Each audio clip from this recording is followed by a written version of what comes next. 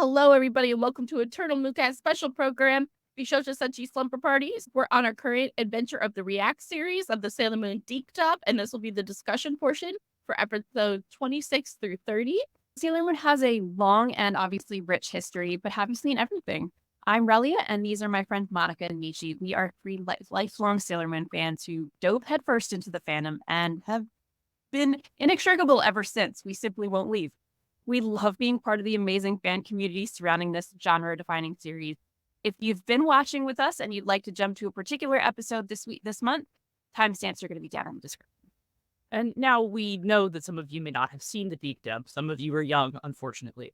If you want to watch along with us and enjoy our reactions, you can join our Patreon and get in on the fun. It's free. Please enjoy. The link is in the description below. And hey, if you want to toss us a couple bucks to help us keep the lights on, we'd love that too. All right, so let's dive into discussing our episodes for this month. These are going to be episodes 26 through 30. Monica and I have, as usual, watched them both in Japanese and in English so that we can give some more commentary and context about them. Japanese episodes, if you're following along with that rewatch, going to be episodes 30 through 34. And this is a very good set. Yes, this is quite a good set. We will be summarizing each episode, talking about them, and sharing our thoughts with you. We're excited to share our favorite moments, what we loved, and everything. Join the chat or post in the comments and let us know what you thought about each episode, too. Real quick, everybody, this is just the following statements or personal opinions of Eternal Mooncast. Eternal Mooncast does not represent the Toei Animation Company or the Sailor Moon intellectual property in any way. That includes Biz. Let's get started with this batch of episodes because this is a fun bunch. It really is. I think as we've gone along, I've been more excited for what we're discussing with each set of episodes. And I'm genuinely very excited for this set. Like, these episodes are good. They're good. They are. And I'm really excited, especially like once we get to the end, it was such a cliffhanger. And then the fact that we have a long break in between, I'm so sad. Yep. Like, it's even though obviously we know what's happening, I'm just like, no, I just want to get to the next ones. We're at such a pivotal moment. And I can't wait to talk about how Bob Summers goes off and other people in the music because yes. Oh my God. All right, so let's start with Grandpa's Follies. Sure. So where we left off in the middle of the Rainbow Crystal arc. So we're dealing with the created just for the anime conceit of the Silver Crystal having been split into 7 different rainbow colored crystals. And each of those crystals was used to trap one of these 7 great Yoma that were originally huge threats in the time of the Silver Millennium Kingdom. And I do love that conceit. And so we're going through the episodes where Zoisite is trying to collect each of those rainbow crystals from the person that they've been reincarnated into. So this is Zoisite trying to find the person, the Senshi and Tuxedo Mask, each also trying to get the rainbow crystal. This is one of those race for the MacGuffin. I think works very well. It gives you a reason to tune in. There's stakes.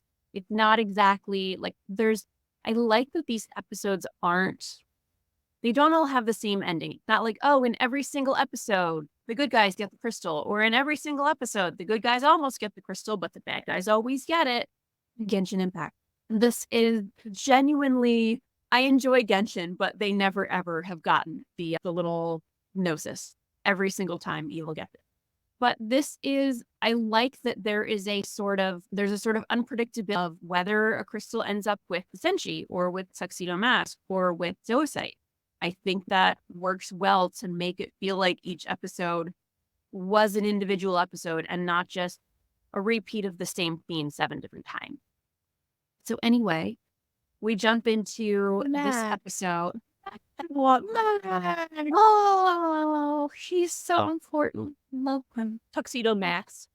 That actually is on theme for today. So good. Yes. Carry on with your description. He's going to cuddle me for a minute. I will try not to be distracted. Okay, the Japanese name for this episode is Grandpa Loses Control, Ray in Danger. I know that. All right, we start off with this episode. Zoisite shows up at Ray and her grandfather's temple and like Zoi's Ray's grandpa to get his rainbow crystal. But because he has his own spiritual powers, he repels Zoisite's energy and Zoisite is thrown back. Phobos and Deimos raise crows, attack Zoisite, who like runs away because he's like, oh, fuck crows.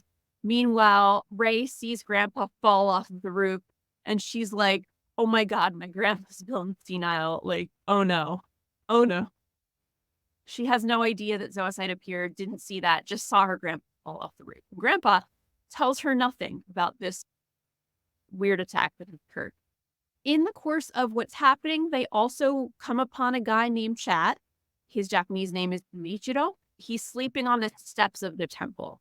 And in the DiC episode, which I actually enjoy, the conceit is that he's down on his luck, aspiring rock star, who his musical career isn't going very well. He's like looking to find himself, and he ends up on the steps of this temple and is like, maybe I can find myself here. He's also like extremely 90s California. Like his accent is just the most like surfer dude. Himbo. The direction that they took him is very specific. So none of it is his character in the original Japanese. This was all of that character interpretation was done for DiC. I actually think it's fantastic in retrospect, and I happen to like Chad better in the DiC version than in the Japanese version. So anyway, they find this guy, Chad, and he's sleeping on the temple steps, and he asks her grandfather to make him his apprentice. Meanwhile, Ray meets up with the girls and tell them, like, Gramps is acting weird. In DiC specifically, she is concerned that he's, like, experiencing dementia, basically. She doesn't know what to do about it. She's like, he fell off the roof. He's doing weird stuff. I don't know what's going on, but I'm worried for him. They get there, and Gramps is, like, literally swinging through the trees on ropes while wearing a cape. And then he's making Chad do that, too. Training. Chad falls because the rope breaks. This is not a very safe training. The girls all see this. Ray is very concerned. Why is her grandfather endangering this young man? She asks if Chad's okay. Serena is the only one who thinks that Grandpa's pranks are, like, hilarious. She's like, nah, this is great. I'm cracking up. He's getting this guy good. Gramps is like, Chad has to do this to confront his fears. Because if he doesn't confront his fears, he can't grow. Again, that DiC only. Ray is really annoyed that Serena is, like, egging Gramps on, so she just, like, shoves Serena over. Amy and Lita both get hugely pissed that Ray is, like, bullying Serena. They're actually standing up for her, which is great. And so they both fucking leave. They're like, you know what? If you're going to act like this, bye, I'm out. Which, again, was great to see.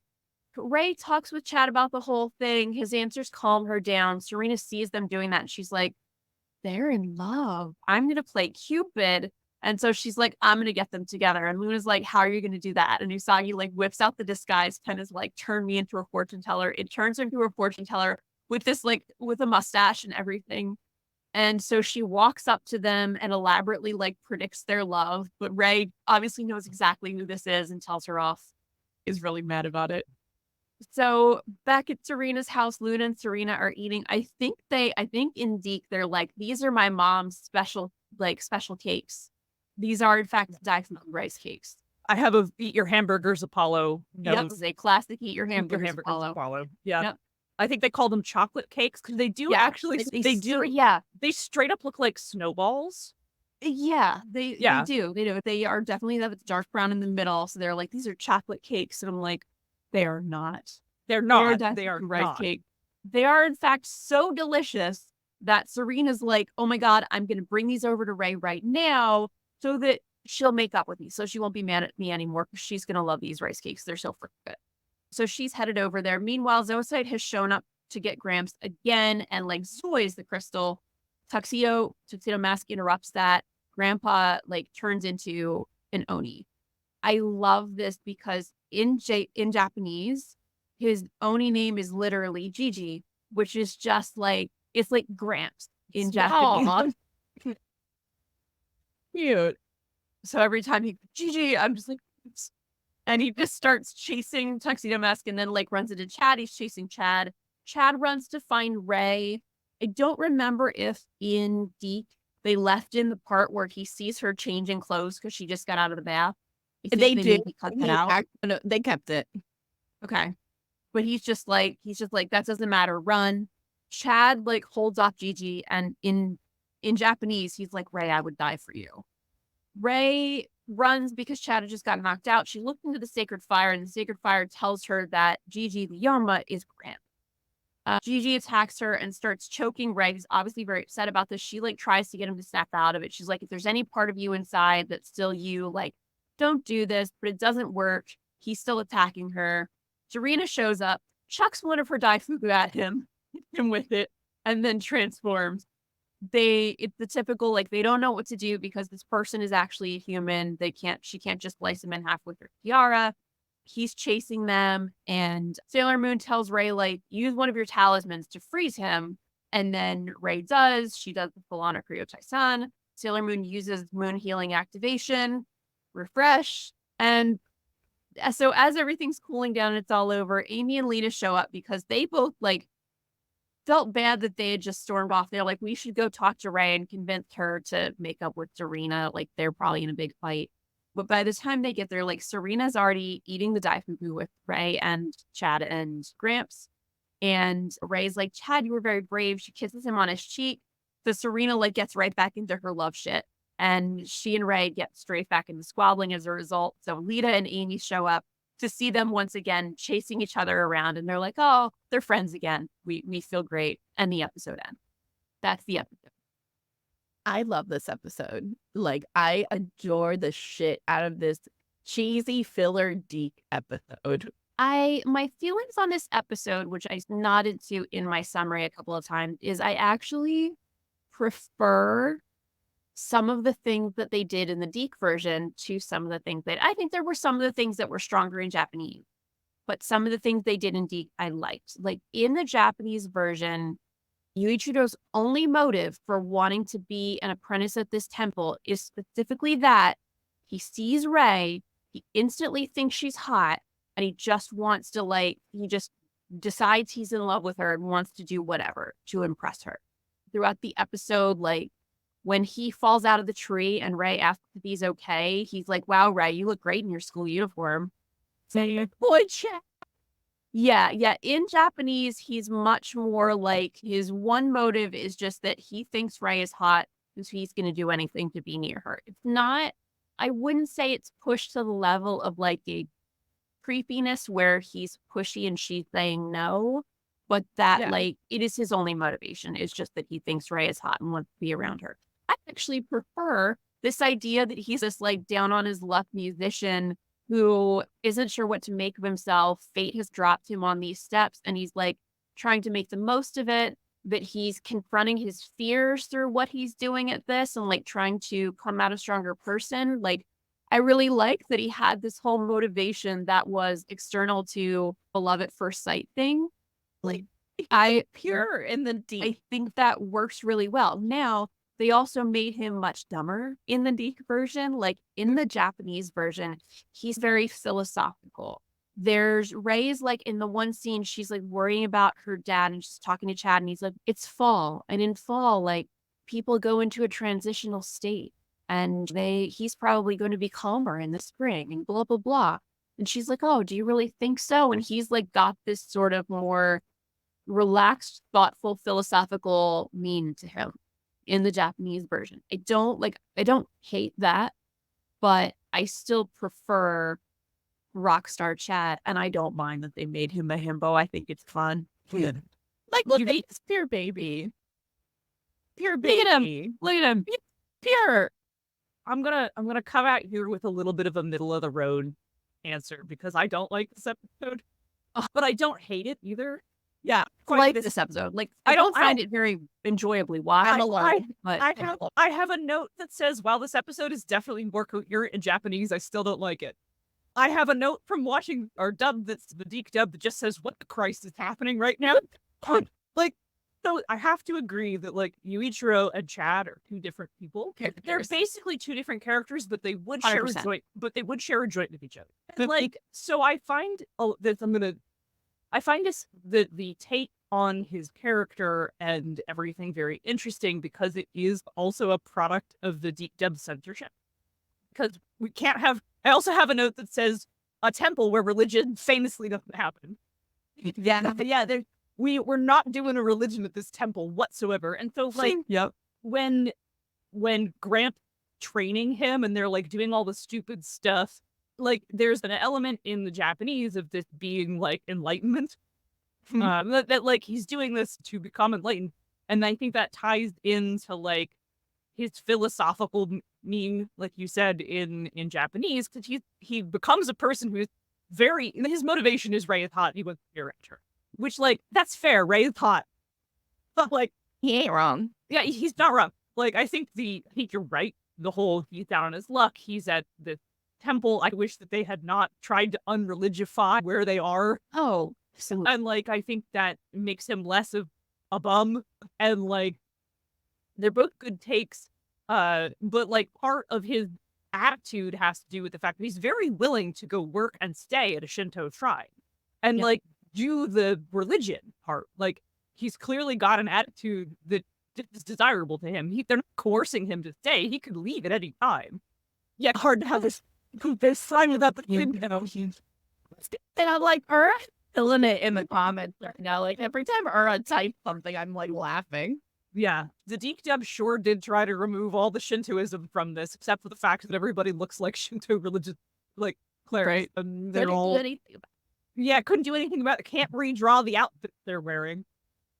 Which I think to American audiences were just like, why is everyone wearing a gi? Going to karate. nonstop karate class. Yeah, and so there's notably an element missing in the DiC dub because they tried to do the Shinto shrine without the Shinto. Yeah. Despite that and the Eat Your Hamburgers Apollo element of the DiC episode, this is actually a very faithful dub. The plot, I was very surprised how much a lot of the dialogue is similar, if not the same. There's a lot of places where we talk about like they said this thing and it's not what it's in the Japanese whatsoever. Right. And I was pretty much expecting Ami to have been angry over something else. But no, she's straight up, her line of dialogue in the DiC dub and her line in Japanese are almost exactly the same. She's basically straight up in both versions, like, you're being such a dick, Ray, I'm leaving. Yeah, which Yeah. was great to see from Amy. Like genuinely, ever since Jupiter joined the team, she's grown a spine. it. Like, thank God. Yeah, I am with everyone who shipped them. There's a lot of evidence for that. I'm on your side. Let's see, do I have any other good or funny notes? Did they leave it in the DiC dub? Did they leave in the part where Ray gives Yuichiro a little smooch at the end? Yeah, They did. I had a vision, and it showed me why you came here. It was to get over your stage fright, and you did it. Oh, I feel a song rising in my heart. I'm gonna sing. I'm cured. I can go on stage again. And maybe you could go on tour with him as a backup singer. Stop trying to fix me up with Chad already, would ya? The only guy I'm interested in is Darian. Nothing's gonna change that. That's a rock star. You're gonna see stars. Stop it, Red. Okay, here's the thing. I'm agreeing with Ura in the comments right now. Like, I just can't help it. And especially Chad, I do think it's better the further we go into the show. Yeah. I agree with Ura there. And Yeah, I wouldn't argue especially, and okay, see, and Ura kind of gets both of us. I like how him being more spiritually attuned is nice, but I'm also weak for a himbo. I am a weak ass bitch for a himbo. Like, I can't help myself. It's the lesbian in me. I love a himbo. And understandable. That's queer culture. Oh, the thing that I think is a big difference is that Ray, when she and Usagi have a big fight, there's some high quality deep trash talk between Ray and Reeve. Oh, good. Yeah, one of my other notes says excellent deep trash talk in this episode. But when in Japanese, she straight up says we're not friends anymore to Usagi, which is like a much nastier thing to say.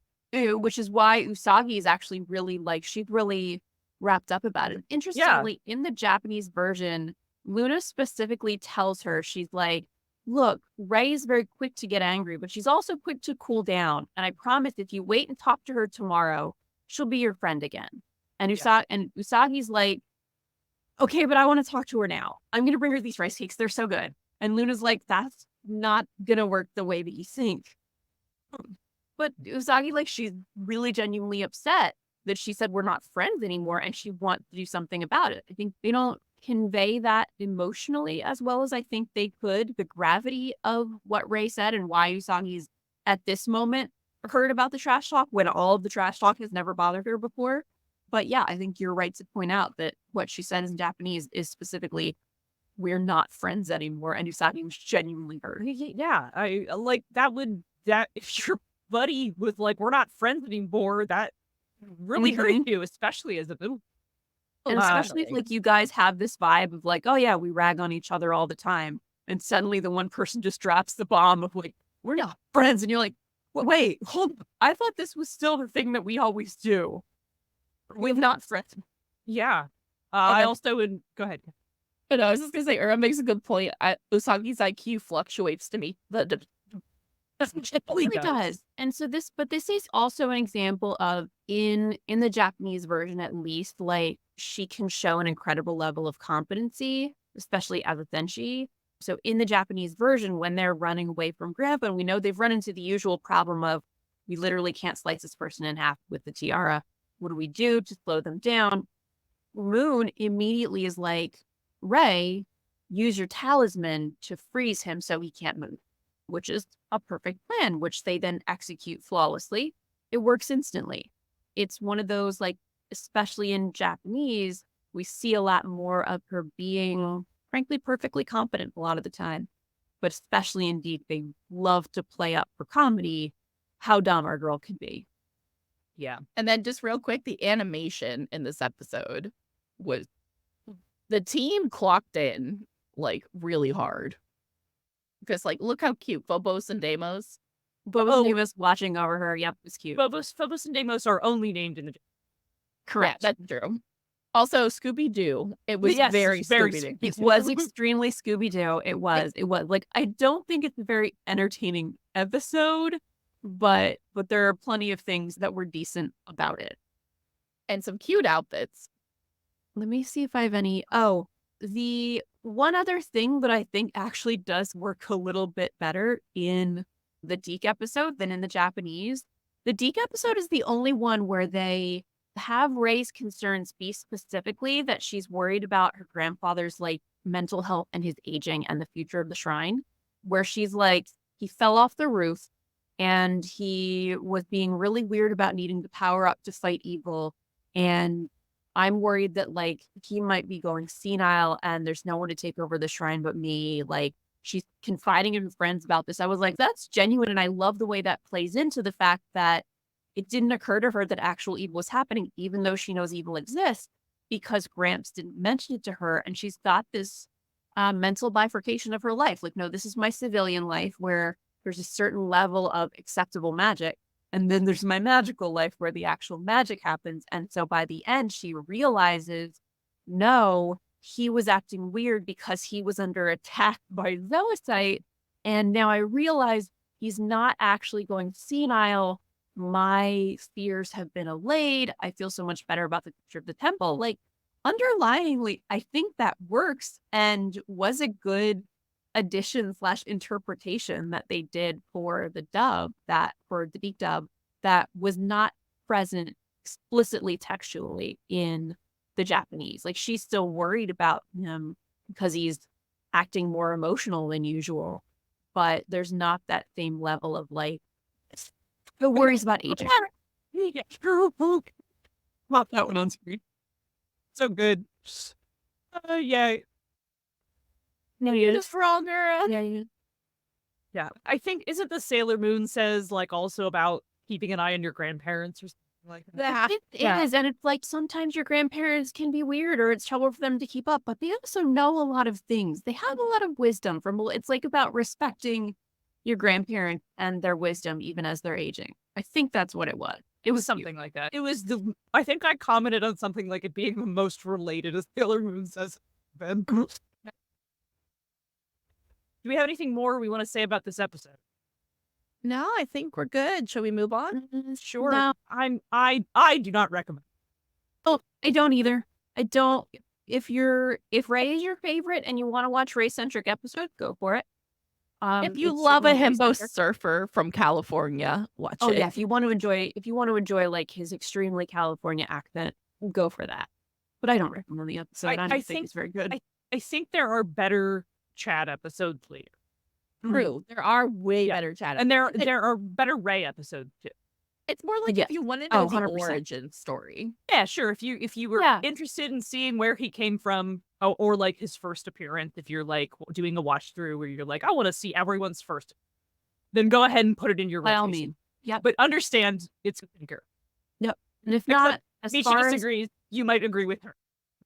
But yeah, as far as like advancements in the meta plot, all you really need to know is like Zoisite got the rainbow crystal that time. Yeah. And Grandpa was one of the 7 Great Yama. Yeah. great. Yeah. And That then, won't ever come up again.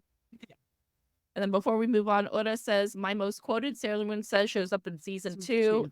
This episode is important because you can't skip Chad, especially when we get to the Steve Sword. Yeah, it is important to know who he is. Yeah, he will be a recurring character. He is important to like a bunch of future emotional beats.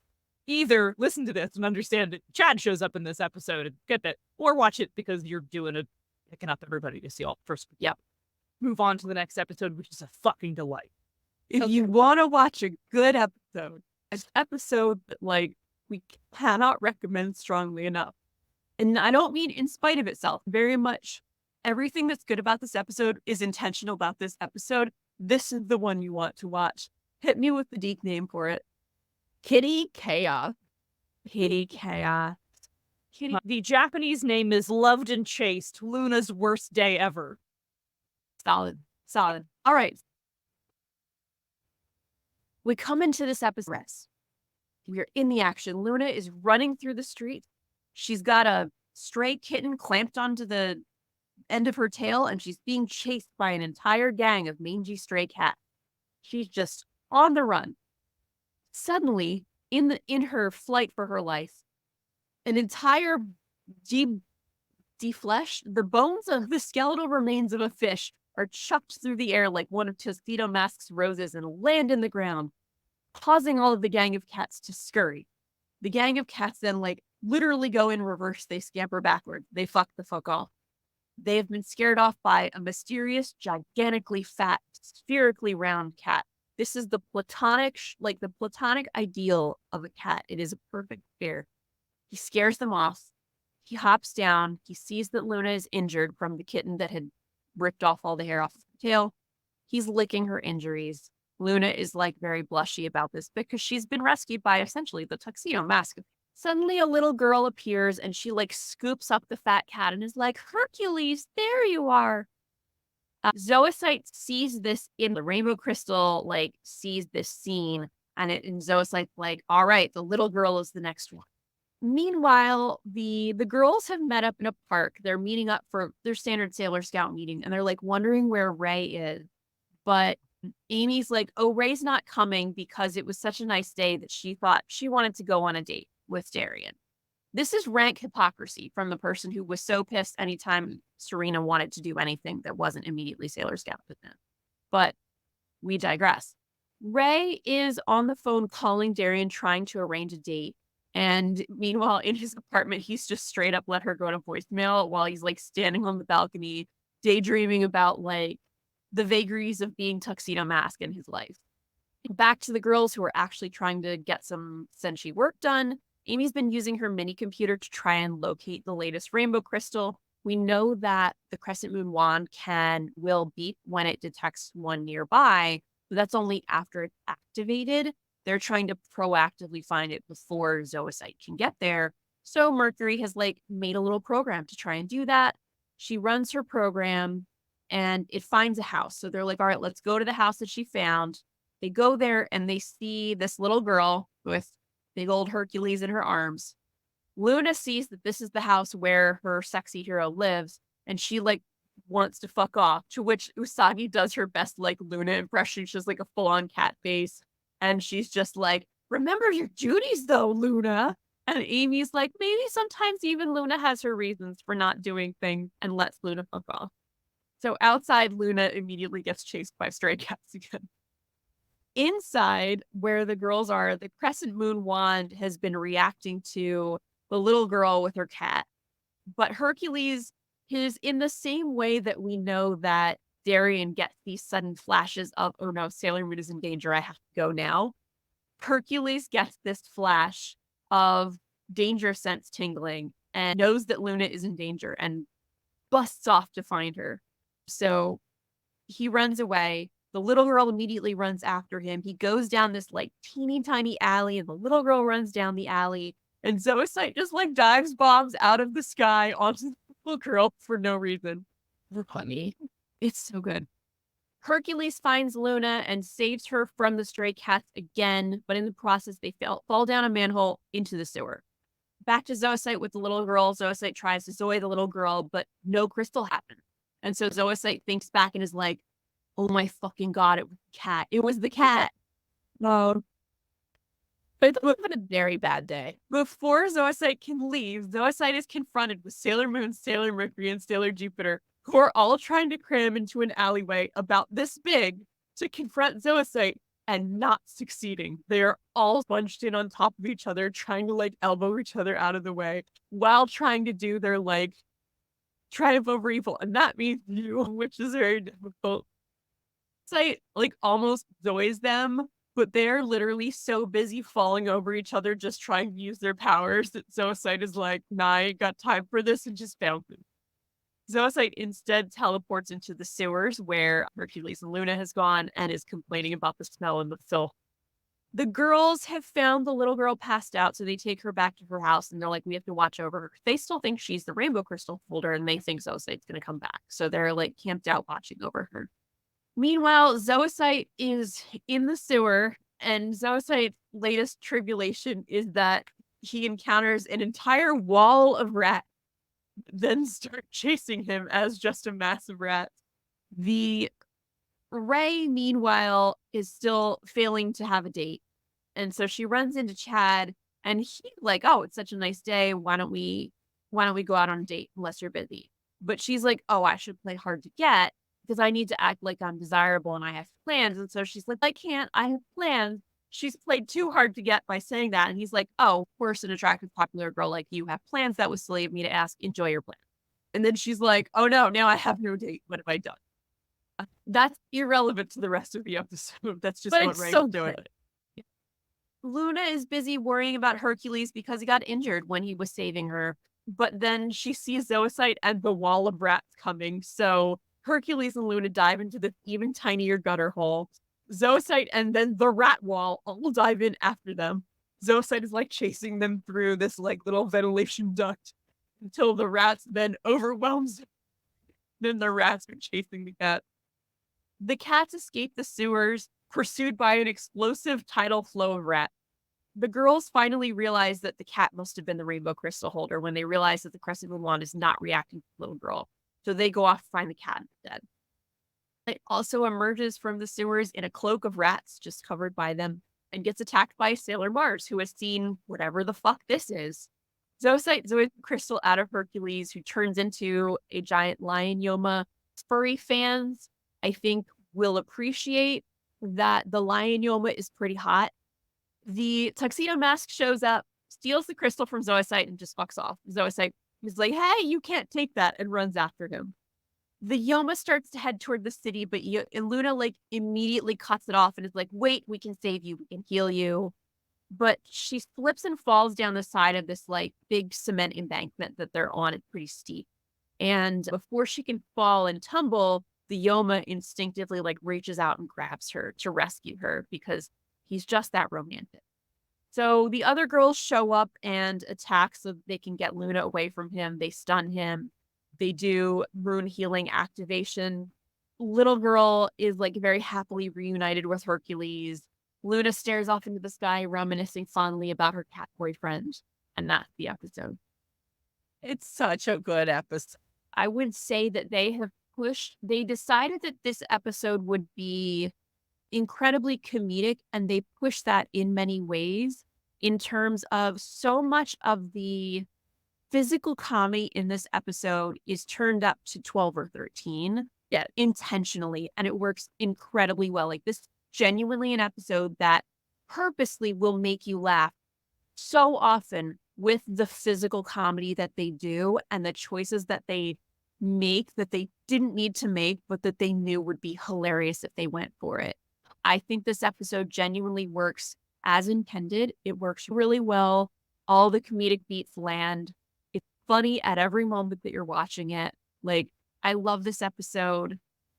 Special note in Japanese, we've talked about how in Japanese, whenever Sailor Moon uses moon healing activation, the person who's healed puts their arms up and says, refresh.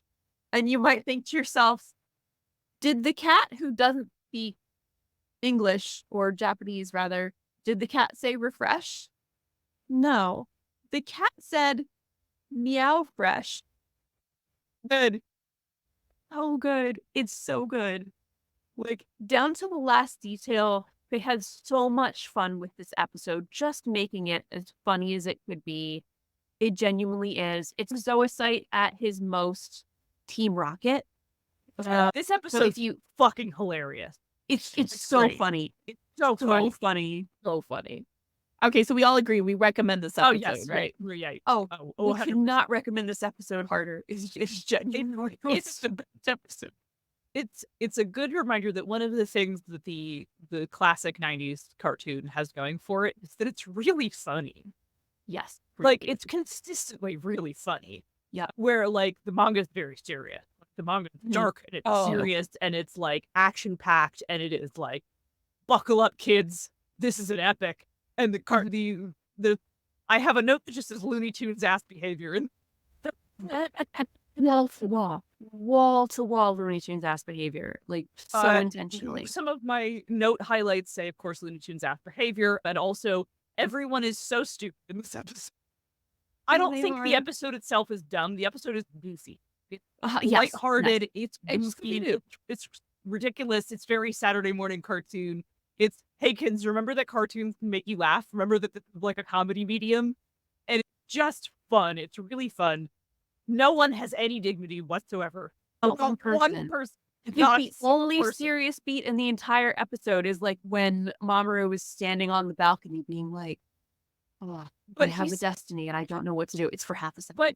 But he's being so that, like, he's having this serious, like, I have a destiny, I don't know what to do, I'm contemplating my dark past. Well, Ray is leaving him a voicemail. Like, his answering machine is playing loudly in the background. He is ignoring her. He's call. ignoring it. 100%. 100%. And He in- could in not the- be less invested in his religion. In Japanese, she's like, I saw some unusual cakes. Would you like to come get them? That alone makes that moment also very funny. It does. It genuinely does. Genuinely does. In the Sailor So Moon good. trivia, it literally says this episode reveals Mamo sometimes lets Ray go to voicemail. This is also one of the last episodes to display them in a relationship. Yeah. Like, he shouldn't have been doing that in the first. No. He was never into that Uh, relationship. also, the monster doesn't do anything. No. The monster remains a chill fat cat despite being like a kind of a hot lion furry. Like, it He doesn't doesn't- do anything. He doesn't threaten anyone. He doesn't spit a bean. He doesn't tap. Dude, like, looks around and then Yep. Like, That's what happened. Like, And and like, Sure. I think I want to, in fact, know like that. Unlike several of the other Yoma who were unable to overcome their Yoma nature, even though they wanted to, like with Greg Yeah. or with Gramps, this Yoma, Hercules Rhett Butler, his name is Rhett Butler, His name's Rhett Japanese, Butler so in people know, which is also great. Like, just instantly saves Luna when Luna's in, like, when Yeah. Luna's just falling, and he's like, "Huh, I will save." Like, he's genuinely a hero, and I Yeah, think this it's the most under control any great Yoma has ever been. 100%, 100%.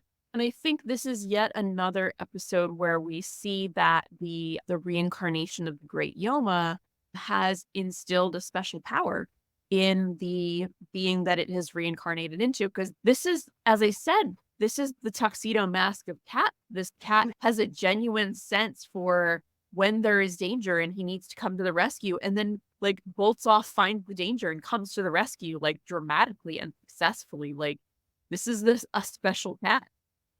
Also, in Japanese, of course, the cat's named Rhett Butler. There's a bunch of jokes about him being ugly. I think the point is that, like, his name is Rhett Butler, and he's the famously hot character. Yeah, which don't ugly shame this cat. It's fucking adorable, actually. Yeah, It's so cute. And then towards the end, Ray makes a Gone with the Wind joke.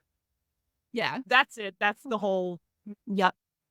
And Yeah, then just with our go- comments, go ahead. Ura saying, I can't give this episode a 10 out of 10. They changed Rhett Butler's to Hercules. It just doesn't hit the same.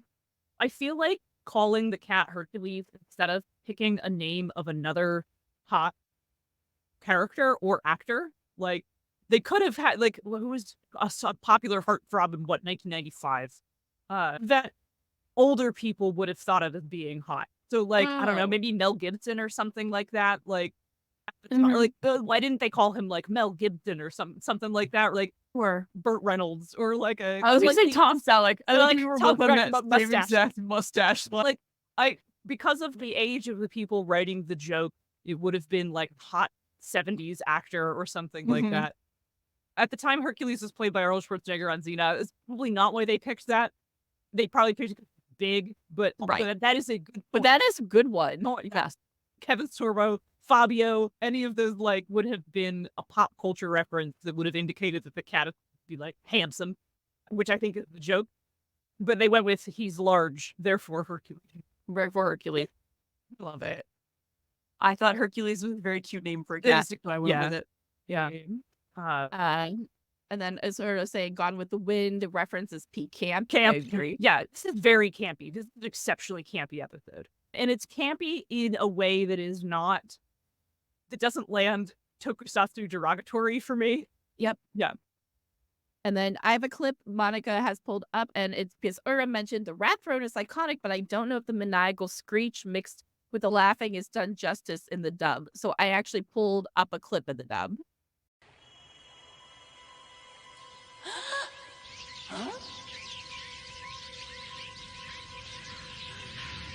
There he is! It's Soy Sight! This time I'm getting that crystal!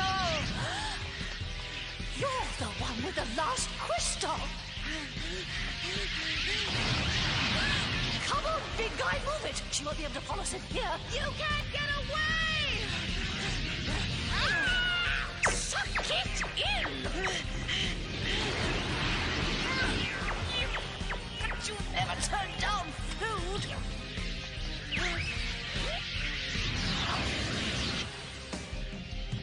Come on, Hercules, live up to your name!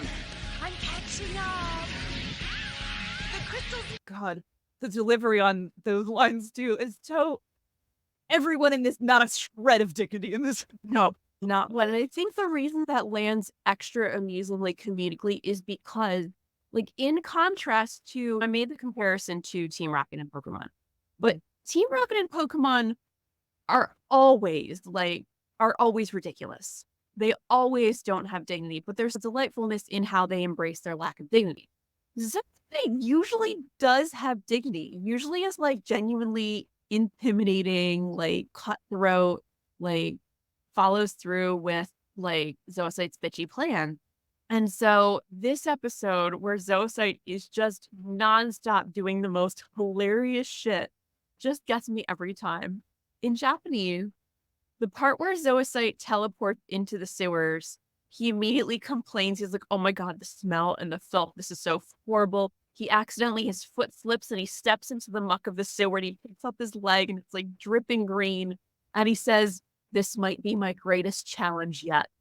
It's a hilarious moment. It's so funny because normally he has a serious dignity to him, even while he is being the world's biggest bitch. Julia made a joke when we were watching this together to the effect of like him being like, oh, God said his greatest challenge to his strongest soldier. Yeah. That is exactly the vibe. Yeah. So there's also a great moment, and I think it's in both versions, but I think it's in the DiC dub, but I didn't remember it as clearly, where they're the rest of the Senshi who do lightly retain their dignity, except that they don't because they all get caught in bit. So Mercury, Jupiter, and Moon are all working together. And then there's the bit where they all get caught in the narrow hallway and Usagi elbows everyone in the face doing her like thing, and then Mercury goes to do Shabon spray and then falls over, and then there's that a very iconic moment of Jupes just like looking at her like, yep, and just look away. I know, she had the big blush on her face. Yeah, she and it's turns just red. She blushes. And then they go find the girl and they stay with her because her parents aren't around for some reason. And they're like, we know that Zoocyte is after her rainbow crystal, so we're going to stay in the house. And they just like, they put her to sleep or take a nap or whatever. She's in bed asleep. And Usagi is like playing on her Nintendo. And while the other two are like standing watch like heroes. And then Jupiter goes, hey, the moonstick not responding. And then there's this great frame where Usagi is centered in it and she's just playing the shit out of this Sailor V video game. And the uncle on either side are like, if it's not the girl, it's the cat. Like they have this delightful moment of the other two people figuring it out. Well, Usagi's just like in this, like dominating the frame. Being like, oh, I'm trying to beat the level. It's so funny. It's even funnier because, to be clear, this is not Usagi's video game. Like, while they were watching over her, she goes, oh my God, she's got the new Sailor V video game. She's playing it while girls passed out on the bed. A delightful, this is an 8th grader moment. Like, Yes. There's a scene later on where they call back to this, where, because Mars had happened upon the villain first, and then the other girls show up later, and Mars is like, where have you guys been? And at least in the Japanese, like, Jupiter says something like, don't be mad at Usagi because we definitely weren't late because of Usagi. And Mercury says something like, yes, we definitely weren't late because she was distracted by a video. Funniest episode. Like, I realize that in some ways we've told you every funny thing about the episode, but like, it will not diminish the experience of watching it. It is genuinely so funny. not at all. It's hilarious. I agree with Oda here too, where he says the most serious part of the episode is when the cat Yoma saves Luna and he becomes the best husband in the entire franchise. Genuinely is. Like, he can hang out with Motoki as far as like all green flags. Do we want to move on to the next episode? I love that this one is also mocking Tuxedo Mask. He's just clearly replaceable by a cat, by Melvin. So let's talk about the episode that I assume in DiC was called Tuxedo Melvin. It sure was. Sure was. Tuxedo It Melvin. sure was, yeah. Its Japanese title is Umido's Resolve, I'll Protect Naru. And He resolve. Sure does make an attempt to do that. That is... He does, and once, accidentally, he does. Protect you. Yes, true. All right, take the summary away. You got it. All right, we start off with Luna checking in with Central Command. Central Command is like, the 5 Guardians are going to reunite soon. You can finally tell them about the mission to find the Moon Princess to protect her. Molly and Melvin, meanwhile, are enjoying lunch together. Usagi sees them, but she's like, you guys are acting so platonic. And then she pulls Melvin aside. She's like, Melvin, you have to be more romantic. He's like, what do you mean more romantic? And she's like Tuxedo Mask. He's so heroic and romantic and blah, blah, blah. And Melvin's like, okay, I'll become Tuxedo Mask. And she's like, no, I meant like as a role model, like take an inspiration where he's like, I'm becoming Tuxedo Melvin. Serena and Molly are walking along together. They encounter a lady with her like poodle on a leash. The poodle barks at Molly, and Tuxedo Melvin, which is Melvin in a tuxedo with a plastic mallet, comes out and is like, I'll protect you, Molly, don't worry. And so like attempts to whack the dog away with the plastic mallet, but the lady takes the plastic mallet and hits Melvin with it. But he's just like, I did it, I protected you. So then the girls are like about to go play at the arcade. He tries to protect them from losing their money at the arcade by not letting them go in. They ignore him. Inside the arcade, Andrew is like, hey, I have free tickets to this like tokusatsu show. I'm too old for it. You guys might want to go unless you're too old for it too. And Serena's like, no, we'll take it. Molly, you need to take Melvin to this show. So meanwhile, Zoisite has been like thinking about his next step. And he's like, all right, clearly what I remember from all of the Nephrite experiences was that Sailor Moon had some sort of connection to this Molly girl. So if I like attack Molly or turn Molly into a Yoma, then that'll draw out Sailor Moon to save her. And then I can use that to try to get Sailor Moon to give me her rainbow crystal. Zoisite goes to where Molly lives to try and do this yomification of Molly. But when Zoisite gets there, she sees like this man in a tuxedo with a cape, with a mask, with a hat on, and is like, oh no, Tuxedo Mask is already here. He's guarding Molly's door. I don't know how he knew about my plan, but I'll have to find another opportunity. I'm out. And so like Melvin, without ever knowing it, has just accidentally protected Molly from yomification. He was just there like trying to convince Molly to go to the show with him after all. He does agree to go. So at the park, Zoisite is just hanging out in full uniform, riding the carousel with all the children. And Molly and Melvin are there. Zoisite again tries to yomify Molly, but Molly just bends down right at the right moment, and the Zoe goes right over Molly's head and instead hits one of the tokusatsu performers, who then gets yomified. He throws these algae balls at everybody that are slowly expanding over them and consuming them. Tuxedo Melvin is like, I have to be a hero. And he starts throwing fried shrimp at the guy, which doesn't make much of an impact. So Serena was also there doing her Cupid thing. She henshins and attacks the bad guy. Zoisite appears and is like, okay, look, but all of these civilians, including your friend Molly here, are about to die because they're going to suffocate when the algae overtakes them. Or you could give me your rainbow crystal and I'll let them all live.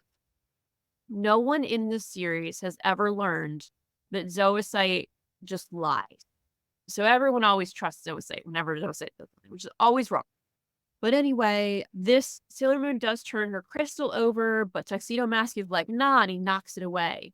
Sailor Moon is defeating the Yoma. Ultimately, though, Zoisite does get the rainbow crystal and leaves. Molly and Melvin grow closer as a result of this experience. Luna is very pissed that they lost the rainbow crystal, but Serena is busy being concerned because Tuxedo Mask was like, don't worry, I'm going to get it back. And she's like, for us? And he's like, for me, not for you. I'm keeping it for me. And so now she's like, oh no, whose side is he on? And that's the episode. It sure is an episode. It moves the meta plot forward. It does. This one's kind of boring. I'm not a huge hugely. fan of this episode. I also have a slight confession to make, which was that I went to go watch this in Japanese on YouTube in the big thing, and it wasn't there. Oh, it is there. It's out of order in the playlist. Okay. Because previously, when I was doing my Japanese watch of a previous set of episodes, all of a sudden it was like the Tuxedo Melvin episode, and Jupiter's there, and they're plotting, and I'm like, Jupiter hasn't joined. It is. It is further. So this where I hit it, and I was like, oh, that's the one that's back there. Well, so I went and found it. I remembered the entire Viz dub is on Hulu, and he still have a subscription to Hulu because someone is paying for Spotify or something like that. So I went and watched it. I watched the Viz dub because I actually haven't watched the Viz dub at all. And I was like, let's throw a third option in the mix. Because talking about the Viz, even though we're doing a DiC dub rewatch, I was like, I'll also talk about Viz dub for this episode. Have one more, but I didn't watch it in Japanese. Sorry. Okay. The Viz dub seems very faithful to the Japanese, though. Yes. I got the gist of the stuff that was missing. I like the voice for Melvin. I like something about making him say Tuxedo Umino Mask every time in English is not great. I was like, of things to change, maybe you could change that one. The Viz dub is decidedly okay, or you are correct. It sure is a dub. If what you were looking for was specifically a dub that is going to be as faithful as possible to the Japanese, it will accomplish that. But that's not necessarily always the best goal when localizing. Yeah, the at least in the DiC dub, they didn't eat your hamburgers, his food, it's still fried shrimp. The Viz dub left out the part where he throws the spicy shrimp. It's in there, but he doesn't call out that they're spicy, which the DiC dub kept. I found interesting. They didn't. Yeah. I guess they couldn't time it right to have the line be as faithful. Interesting. It was interesting that his spicy shrimp attack did not make it over into this dub. Let's see. There's a whole lot of stuff in this episode about Hokkaido and the Hokkaido sightseeing thing, and I was gonna ask you if they kept that in because that's something that wouldn't localize very well. You would not expect those jokes to land with a Western audience who's not aware of the special algae that are protected by the Hokkaido tourism industry. Lake Akan, because that's the name of the monster. I guess they're at Lake Akan. I have a note that is this is very paid for by the Japanese government. It's about a national park. Yes, it's about their national treasure, these algae balls. Also knowing that when I had read before I watched this, I was like, I guess they're moss balls or something. I had thought of them as moss. It's they're algae. They're They're algae. They're slimy. Ew. Makes it worse. So, like, I guess if I wanted to go down a wiki rabbit hole and look up the national treasure algae balls of Lake Akon, I would learn something and that would be cool. But, like, kind of a dud of an episode.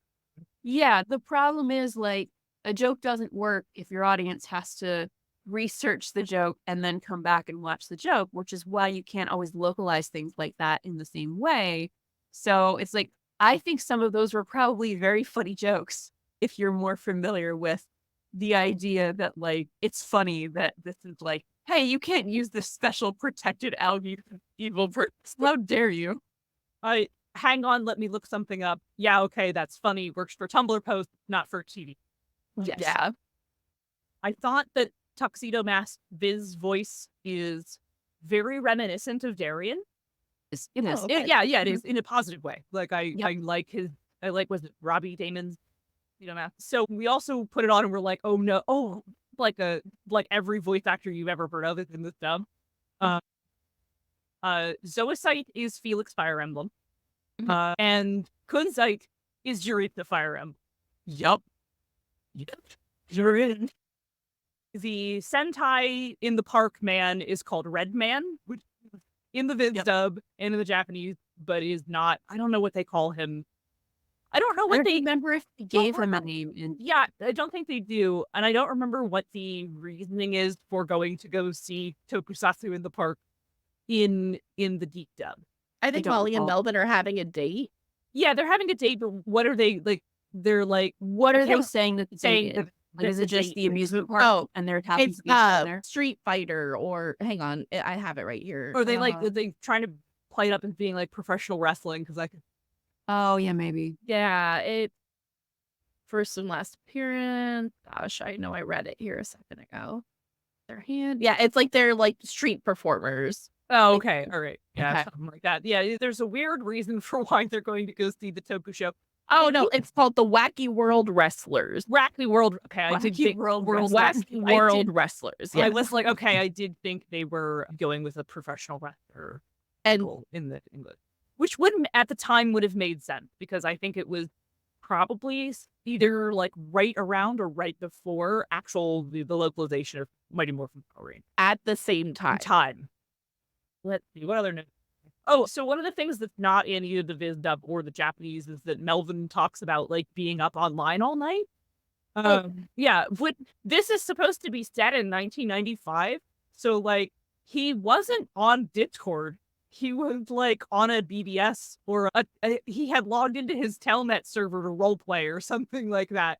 Like that detail makes is such a fun characterization, and I wish it had actually been in the Japanese, but I don't know that the culture around the internet was the same.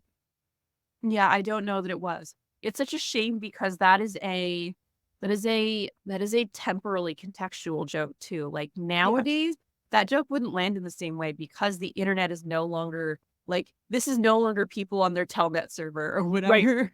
The internet no longer turns off. Right. Like you listen, children.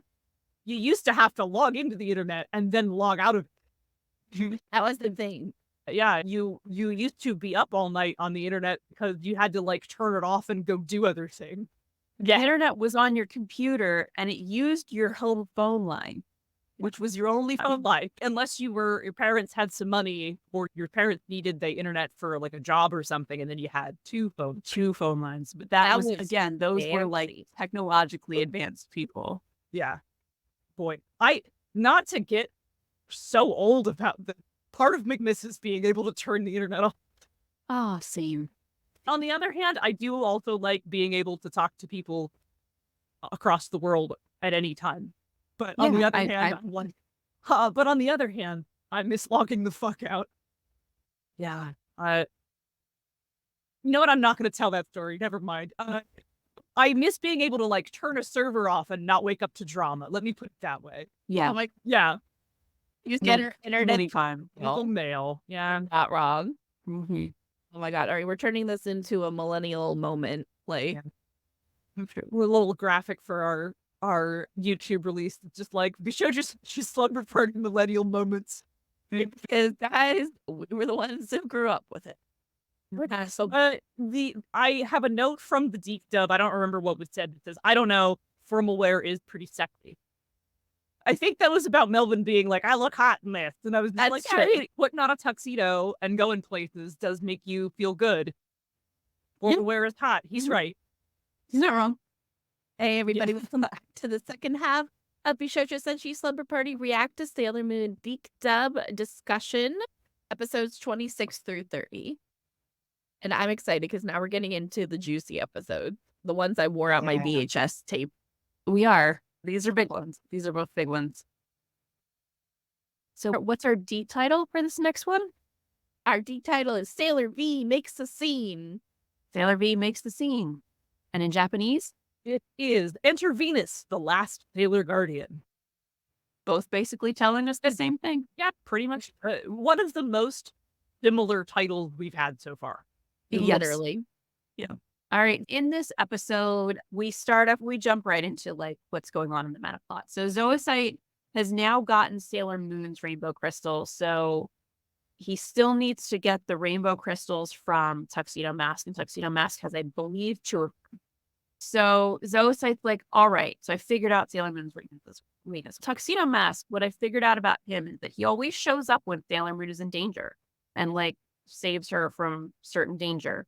And so what if I create a situation where Sailor Moon is in danger to draw him out? And pitches this idea to Queen Beryl, and Beryl's like, you know, it's your last fucking chance, Zoocyte. Like, you fucked shit up repeatedly. And Zoocyte's like, I feel like I provably haven't because I've accomplished almost all of my goals, but okay, I get that you have no patience for anything other than perfect success.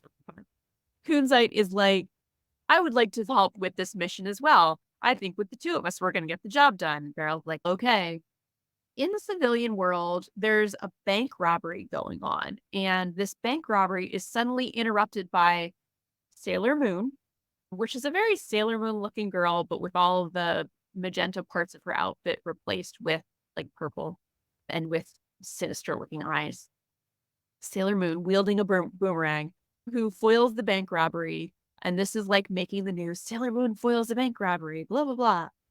Meanwhile, Lita and Serena are like walking around together, walking in the city on their day off, just like eating crepes.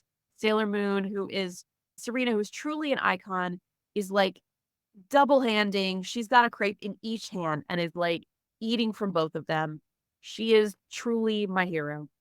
But anyway, they hear on the news about what's going on. And then as they're walking around the city, they see that up in the sky, there's like window washers doing their thing in their little window washer bucket.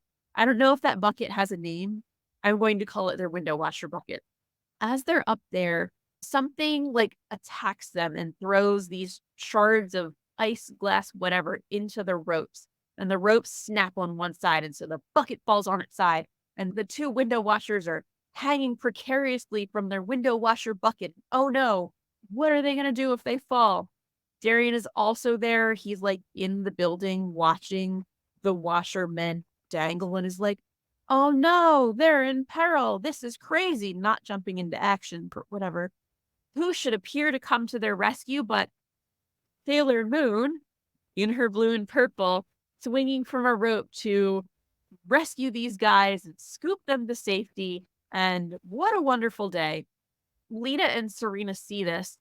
They, much like Darien, suspect shenanigans because they know Sailor Moon definitely didn't save these guys because it's not Serena. And Serena is like very upset that someone is impersonating her. She's like, she can't be Sailor Moon. Sailor Moon.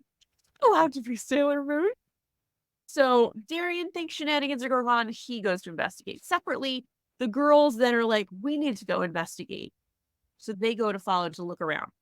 Suddenly, all of the girls it's now nighttime and all of the girls are assembled and they're looking for this Sailor Moon. Like they followed the direction they thought she went. Friends caught up. They're looking for her. They're in a sort of like shipping pier.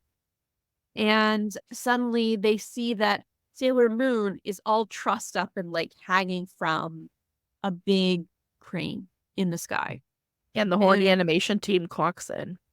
Yes, this is a horny animation. So they're like, first of all, they're like, could this be the 5th Sailor Scout? And she's like, can't be the 5th Sailor Scout because I'm Sailor Moon. She can't be Sailor Moon.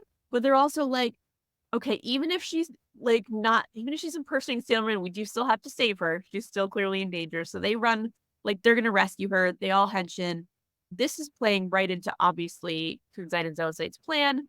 Kunzite traps them in this dark dome that just absorbs all their attacks, and he starts shrinking the dome.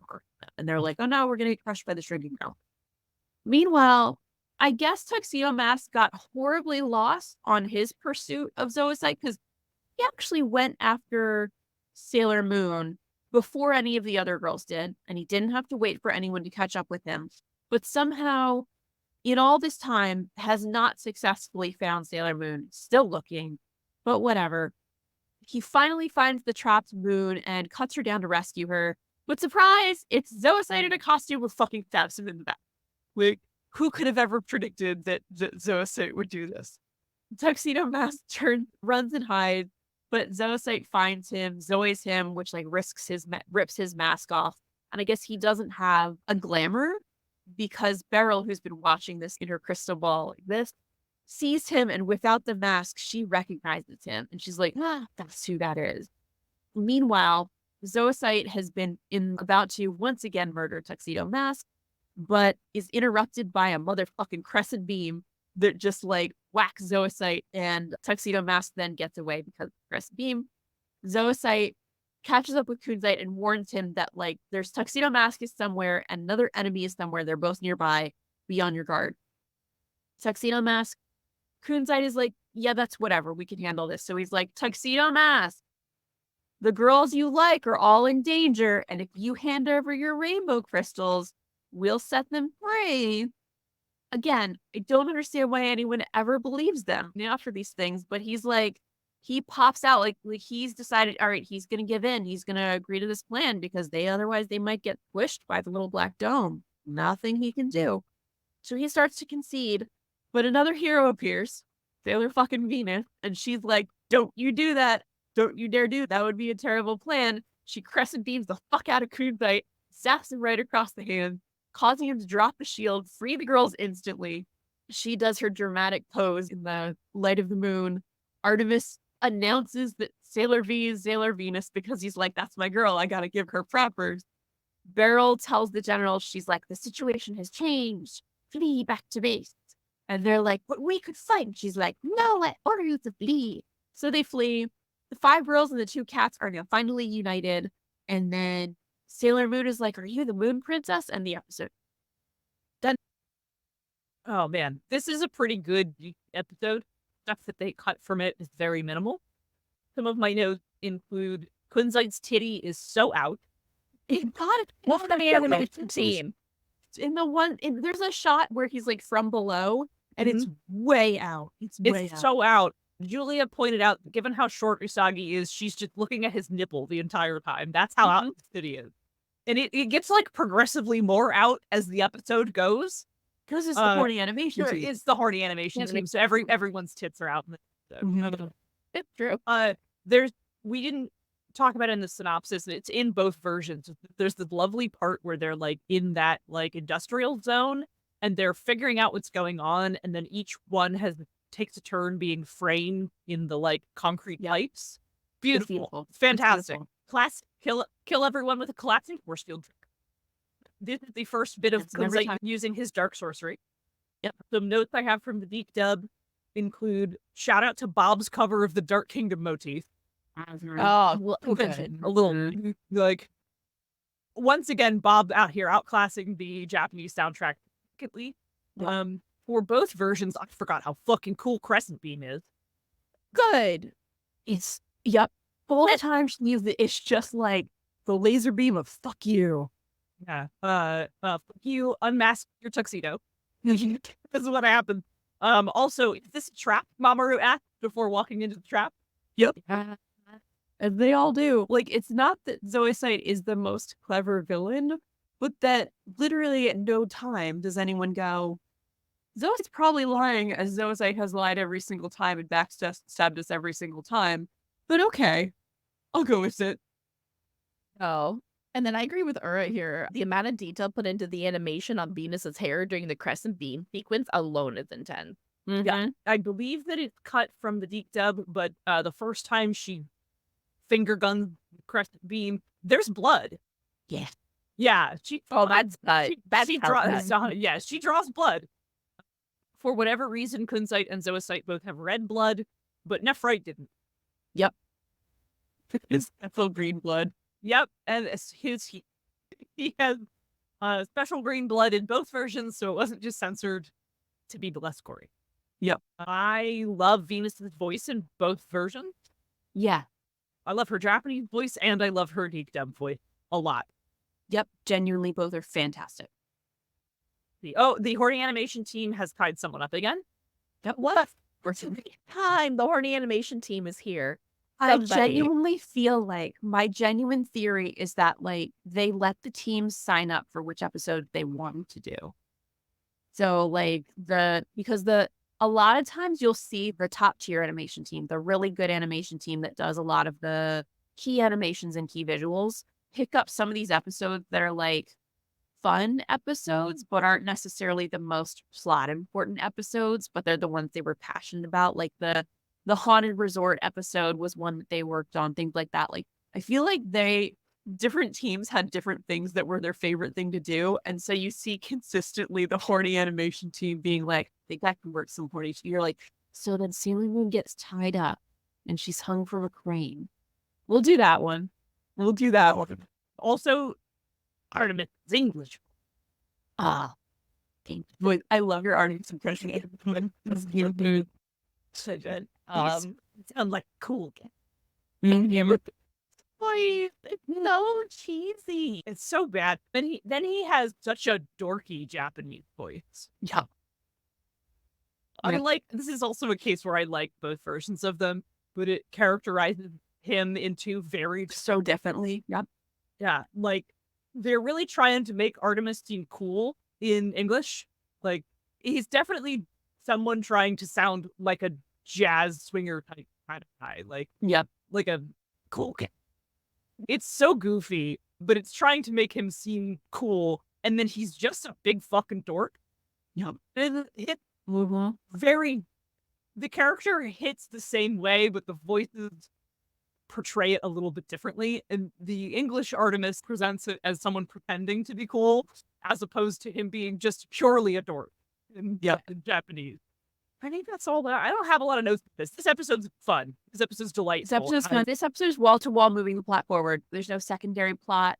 There's not a lot of lighthearted shenanigans. There's a really cool, and interestingly, I like the way that they edited it for DiC, is that in the Japanese episode, after Makoto and Usagi have noticed the fake Sailor Moon do this rope swinging rescue and then fuck off, they go off to follow her, and the camera pans over and Minako and Artemis standing there. Now, in the Japanese episode, they actually zoom in. There's a second shot of Mina close on her face. They are calling attention to this fact. In the DiC version, because of the way that they do their wipes to commercial, where they close it in with this very like 90s frame and they cut into commercial partway through, you don't get that focus in on Mina's face. She's just animated in the background and it's very cool, like blink and you miss it. Like when we were watching, Monica goes, "Oh my God, there's Mina." I was like, "Oh my God, there was Mina. They tucked her into the back of the episode halfway through. Holy shit." Like it ended up being very cool to watch it in the DiC version because of that, as opposed to the Japanese version where they were like putting Mina there as more of a gun on the mantelpiece moment of like, why are they focusing on this girl that we've never seen before? Why does she also have a white cat? Like, do people in Japan just walk around with their cats? Because we had that moment doing our watch through where we were like, oh, she's there in the background, like as like a little Easter egg. I assumed it was still an Easter egg in the Japanese version. And I have a note that was like, oh no, it zooms right in on her. And they're like, there she is. Also, hi Loki. Hi Loki. And then Oda also saying, so according to Ron Rubin, the DiC Artemis, he and Minako were dubbed with the California Surfer direction because that's where the cool kids and the DiC Mina does that so well. So they were like, oh, people from California are cooler than everyone else. Most, yeah. Kind of into that. That's fair.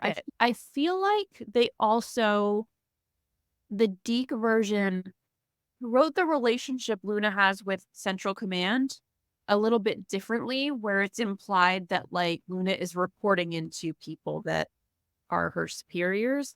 And so I think they wanted Artemis to sound more serious and masculine and authoritative. They it's like really deep, gravelly voice leading up to the reveal. And I feel like that might have also motivated how they cast that voice for what is ultimately like he's a goofy cat. You know what he reminds me of? He reminds me of Thomas O'Malley from the Aristocats. Yes. There That is is vibe where of that- their relationship too. Yeah. Duchess as Luna. Yeah, I Yep, see it. I'm I see it. completely with you. Completely with you. Yeah. So having been to California fairly recently, and I know you were too, unfortunately, that whole thing is true. Californians aren't. They are. They are. It's unfair. It's not true. Unfair. That is true. Mhm. Everyone in California is cool. That's how it goes. Thing. It was in the 90s, and these were Canadians in their 30s trying to relate to young people, so it checks out. Yeah, just check out, and also it's fact. It's fact. It's still fact. true. Californians are cooler. They are cooler. I went to San Francisco. You also went to San Francisco. Did like the gays pop out of the woodwork to come help you whenever you looked lost too? Because that's what happened to me. I was fortunately had enough like pre-planning and supporting that I didn't look lost often. But anytime I encountered the gays, they were wonderful. The day that we visited the Castro was phenomenal. Just as a side tangent, if you're ever in San Francisco and you are in the queer community, do owe it to yourself to go to the Castro. Like you will feel the sense of like what it must be like to literally live amongst a community of people who are, are all queer or queer friendly. Like it's a great experience. So When I was in San Francisco, I traveled with my friend Danielle, we are both very visibly queer people. And everyone assumed we were in a relationship with each other, which is like we're married, but not to each other. But hey, not with each other. She's also much shorter than me, so it was just like, yes, there's this large, but her girlfriend or her wife or whatever. And so every time we were like, we stopped to try to like get an Uber or like figure out where we were going, or like we were waiting for the rental car and trying to figure out route to the hotel. Like a beautiful middle-aged gay man materialized out of nowhere to be like, I have to help. Like 3 times. awesome. That's awesome. You were chosen. I was, yeah. We got this is like pure Sailor Moon episode. Actually, she was like, hey, this hotel has a like romance package where we get basically like a room for 2. They give us both breakfast, like, and it's way cheaper than us just splitting a hotel room. Do you care? And I was like, because it's like a shared bed. Like, do you care? And I was like, no, let's go ahead and get this cheap like partner. Expecting it to just be like, oh, it's just for 2 people, right? Like it was 100% their honeymoon / wedding package. Everyone thought we were married the entire time. You were in a fan fiction. You were fake married trope. We were fake married trope. We were fake married for like 3 days. Oh my God, that's so cool. Hilarious. I love that. And like, I was so tired by the time we had gotten there because I had also flown into Austin to go meet her. Like, I flew from Pennsylvania to Texas, stayed overnight in Texas, did fun stuff in Texas, and then flew to California. So I was just like wiped. It was like day 3 travel with me. And so like the reservations, she had taken care of the reservations and stuff. So it's all in her name. And I got assigned husband so hard. I was like tired. Nothing's in my name. She's taking care of everything. I had already paid her back for all that. So I'm just standing there like, what? In this hotel lobby. And it was very obvious that everyone just decided I was her Indian husband. It was really, really funny. Oh my God. Thank you, San Francisco, for that. That's amazing. Oh, all right, shall we move on to the Yeah, final story for the night. Yes. We can move on. That's a great one.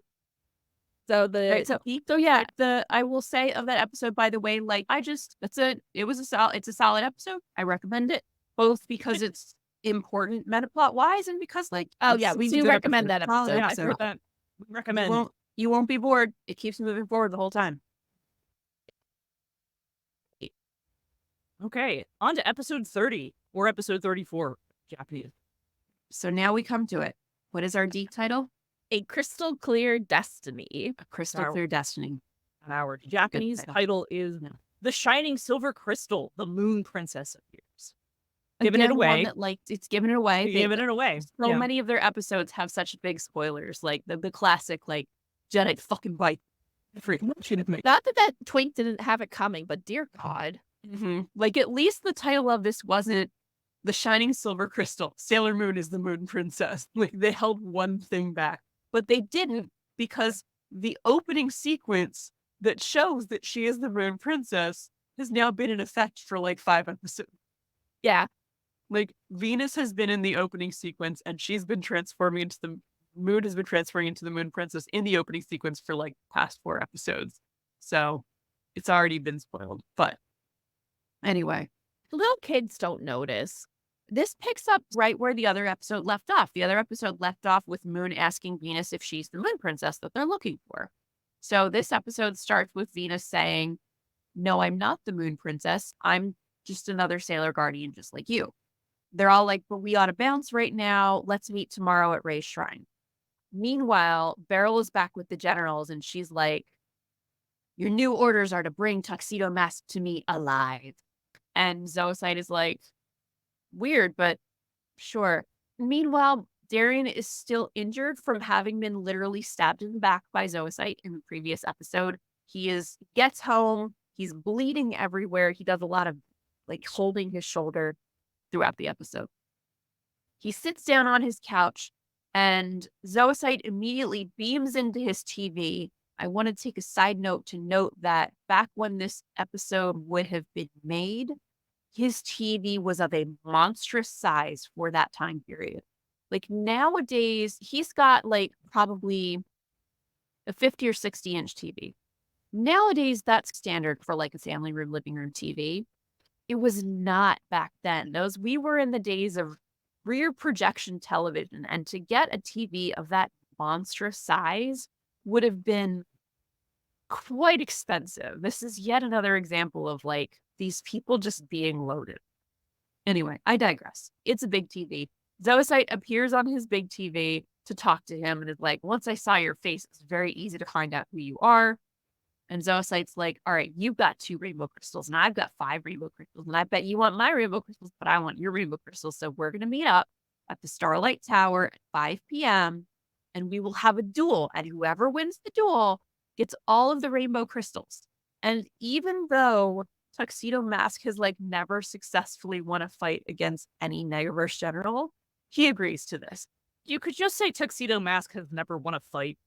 Has Ever. never won a fight. It's so true. Even though he's never won a fight, he's like, "Yeah, this is a great idea." And Zoisite will definitely not like betray our agreement either, because that's never happened. Zoisite's always been Right?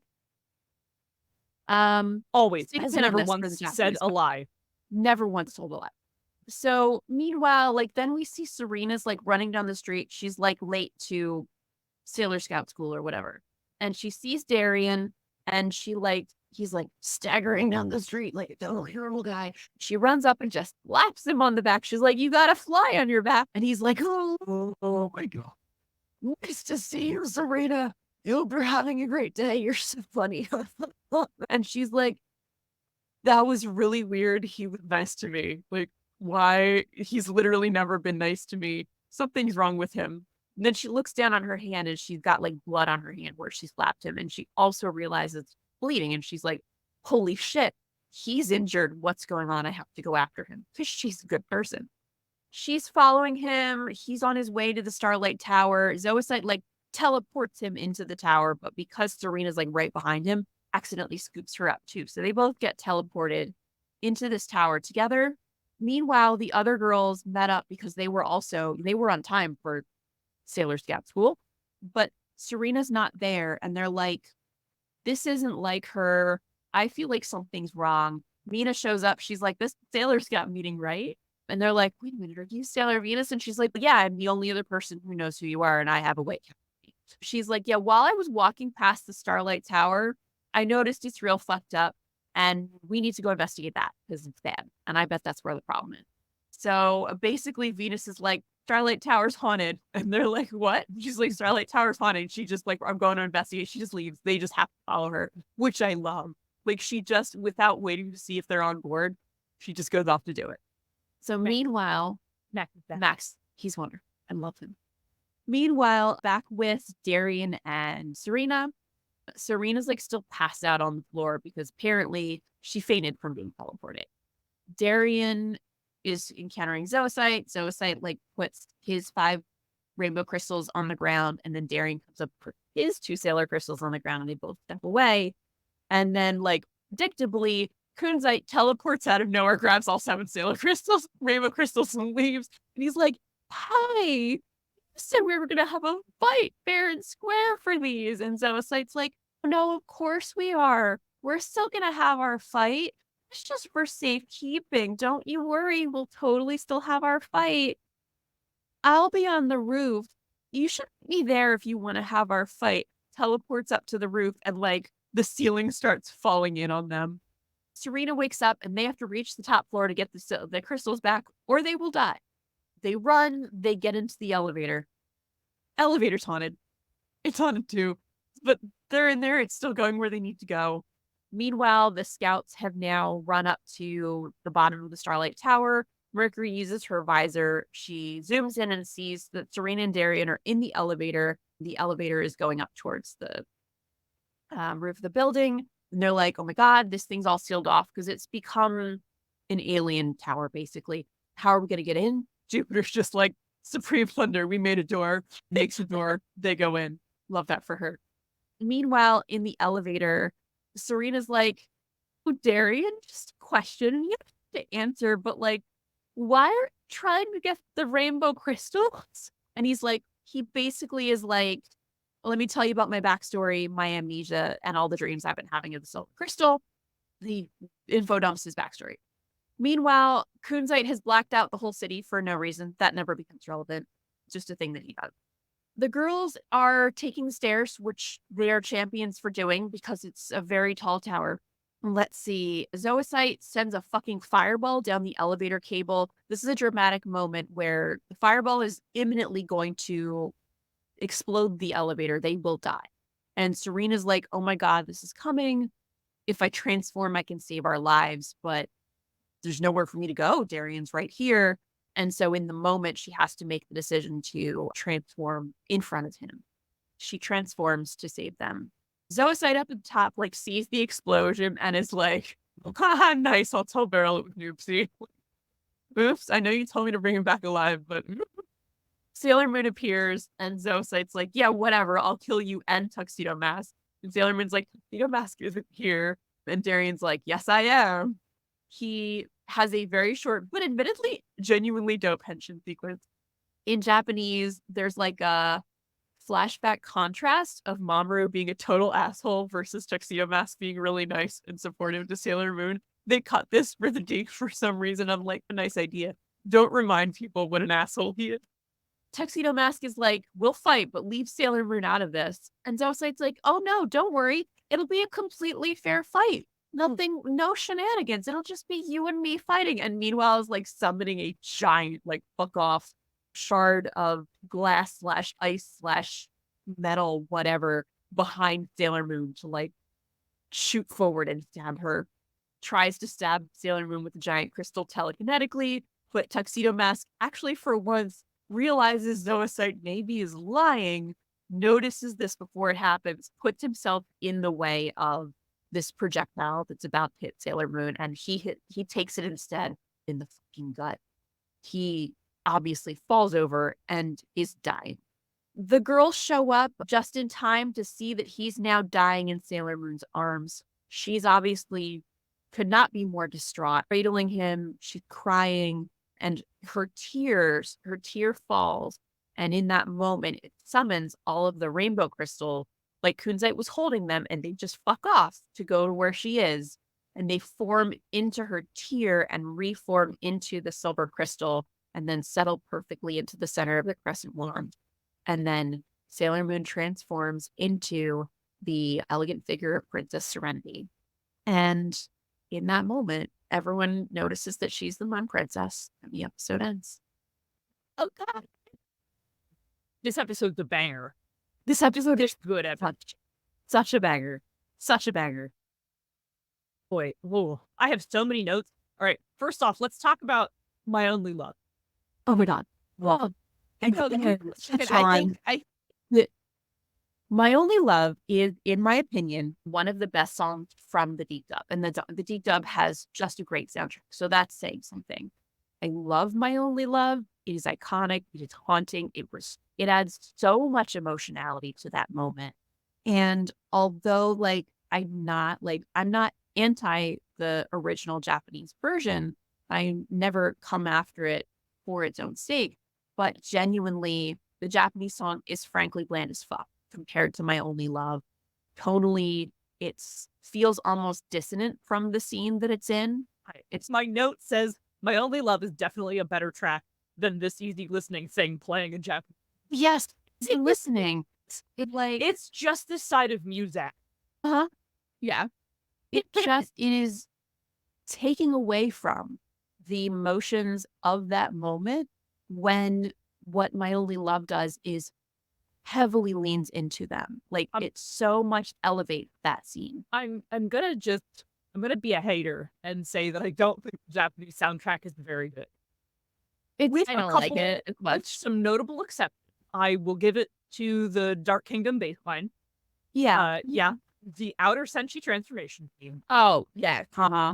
Sailor Star song. Sailor Star song is flawless. Yep. And the Sailor Star's transformation. Yep. Yes. Yeah. And the rest of it, trash. Yes.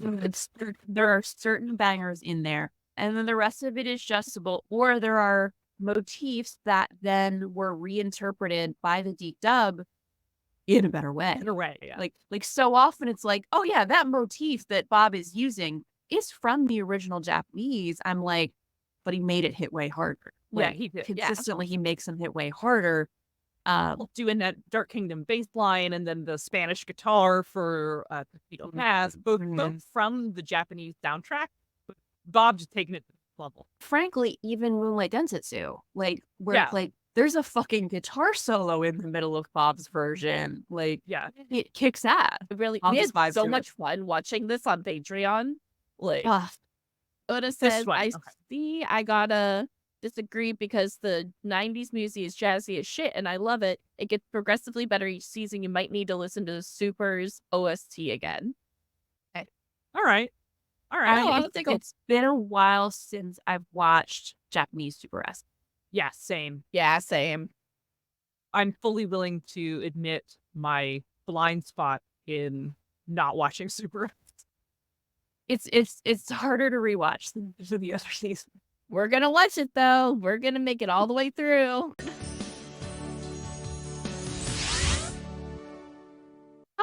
Oh cute. Oh, Totally For agreed. no reason. It didn't need to go that hard. it did not.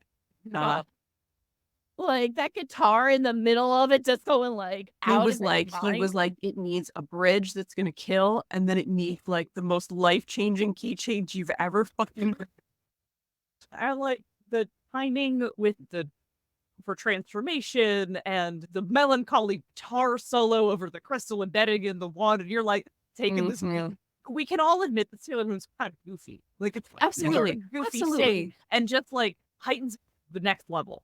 I have a note about this episode. One, it feels like the manga, not from the manga, but it feels like it is, and I like that about it tremendously. And I don't know what to call it, scope of this episode, the scale of the episode.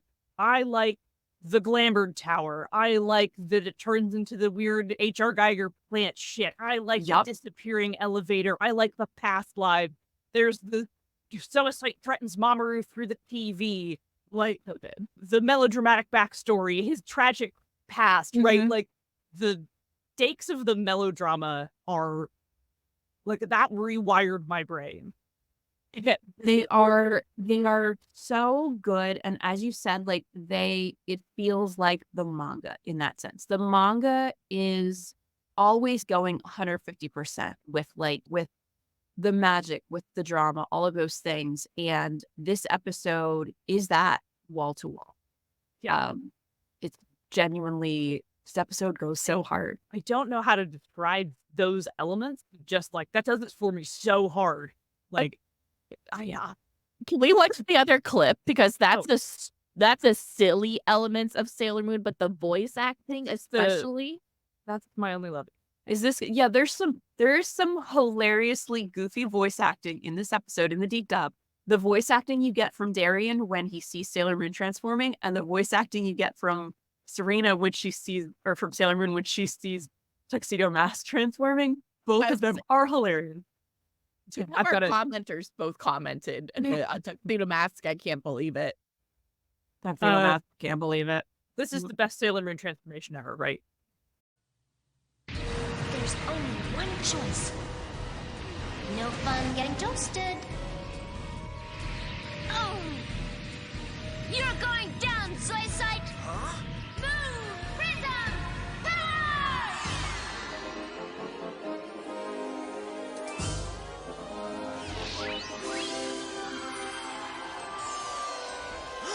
Is one of like 3 transformations he'll ever get across the entire series. Yep. It is like it's about 5 seconds long. It is beautifully animated and does make it look really cool. Yeah. Oh, cranky old Darien, my dream hunk. This is gonna take some adjusting to. Great. And then Oda coming in saying, fucking hell, this transformation song didn't have to go as hard as it did, but my lord, is it the magical girl transformation? It is. It feels heroic every time she's transforming. There's The horn, leap that and grass crescendo, section. play it build. Oh, Yeah. pulls you in. You feel that this is heroic music. You feel like just by her transforming, triumph has occurred. It's a great transformation song. So good. Bob goes Also, to more. That scene we just watched also demonstrates one of the things that I was trying to describe earlier, where like they're having this tense pitched moment where both of them are on the precipice of realizing who the other one really is. And then she makes the decision to show off her power in front of him. And this whole time they are having this heightened moment, the enemy has shot a bolt of fire down the evil elevator shaft, which is going to hit them at any moment. And like, that's the part of it that makes it feel like the manga, right? Like, Yes. how would you describe that?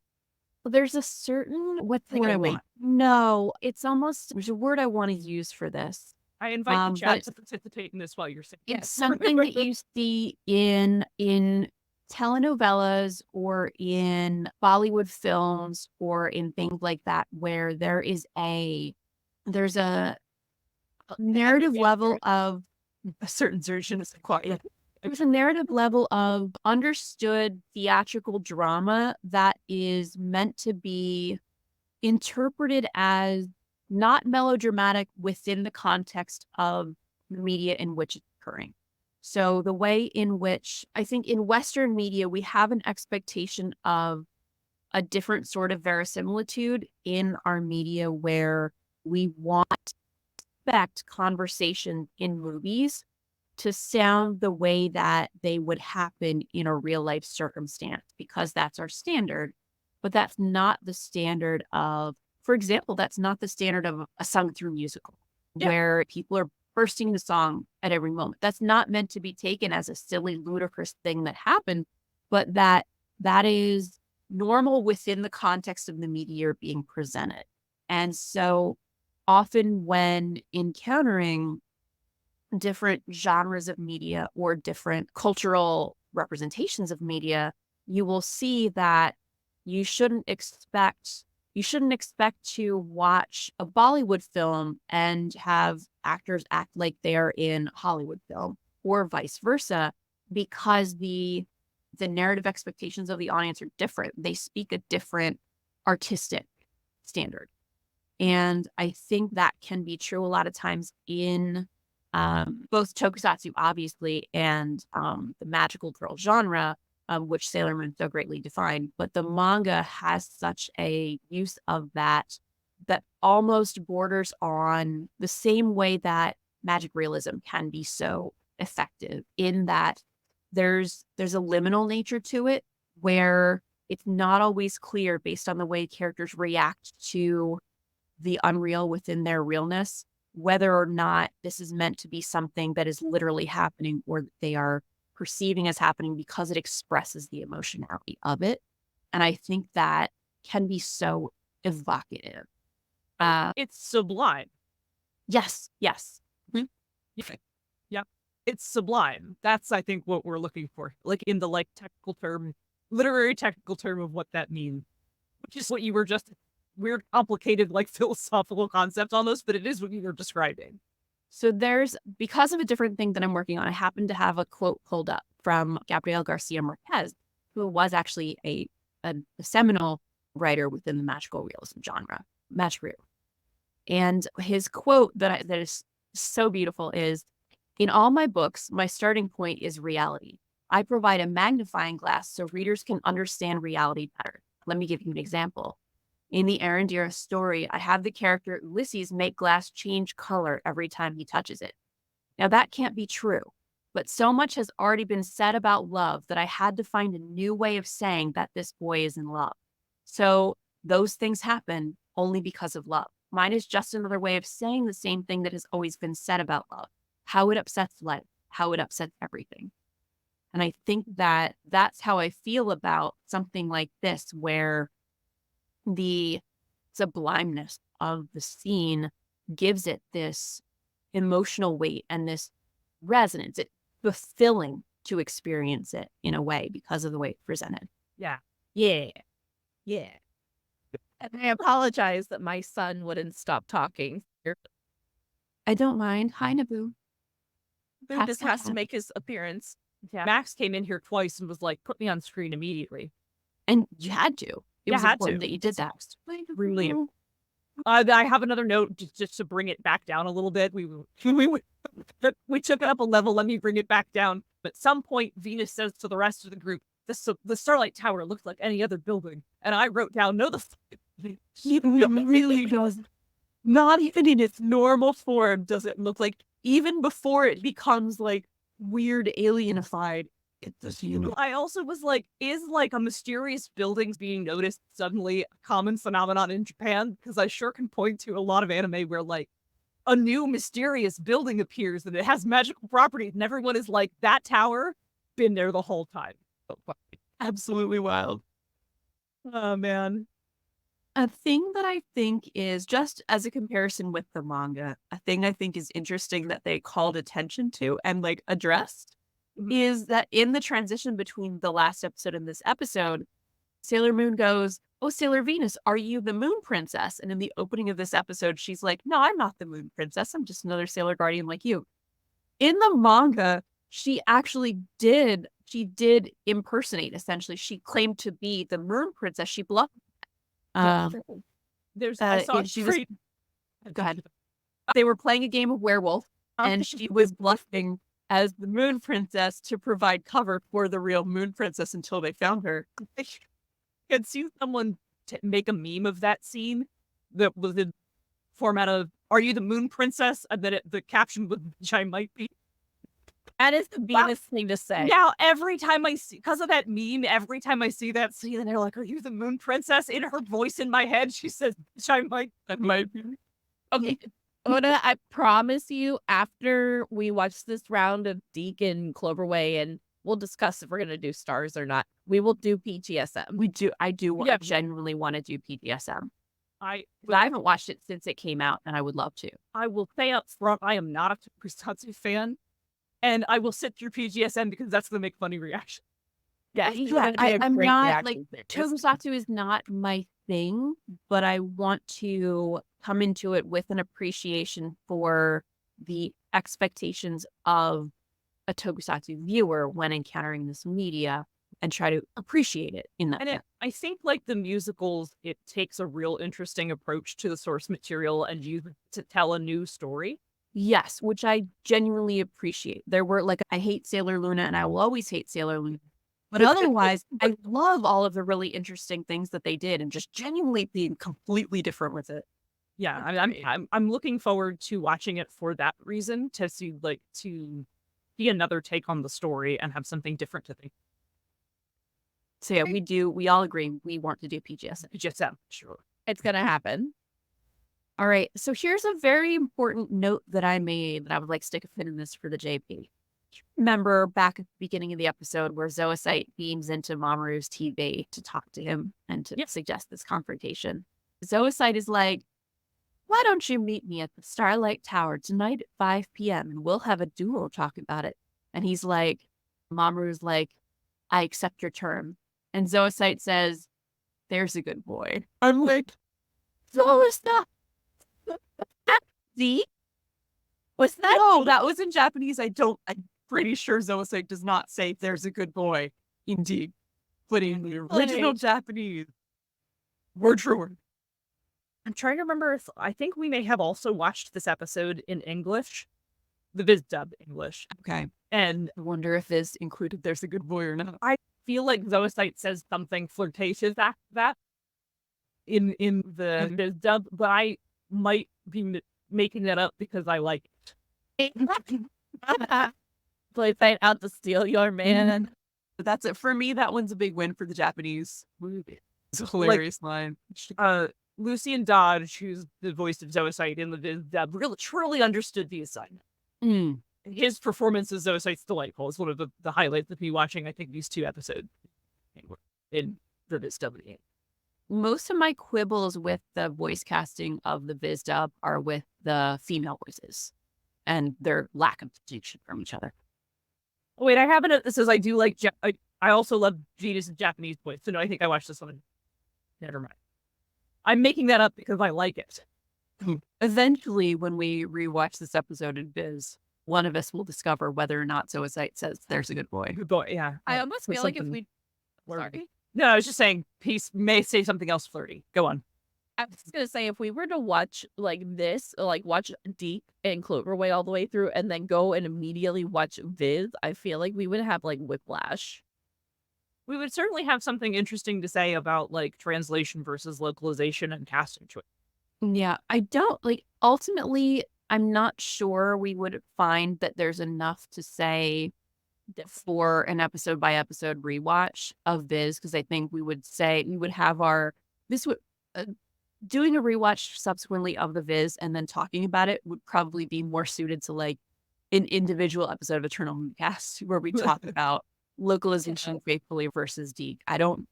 My gut instinct is I don't know if we would find enough to say about every single episode for a 200 episode series. It'd have to be more of an overview episode. Yeah.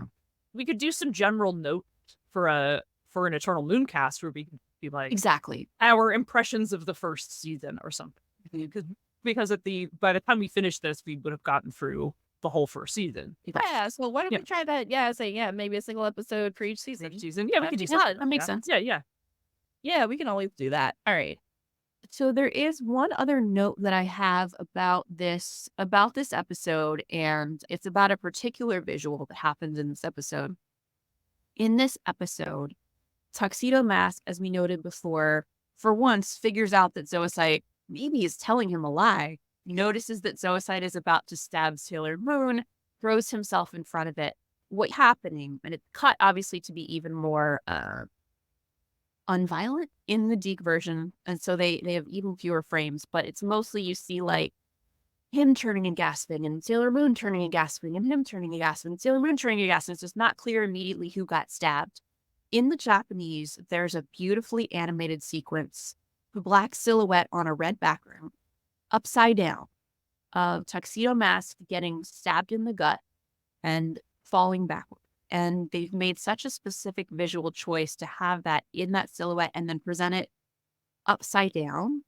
The reason that this stands out to me is because they actually will repeat that exact same visual in the Sailor Moon R movie, where it like really, again, is such a gut punch because they linger on it longer there, that Fiore is attacking Sailor Moon.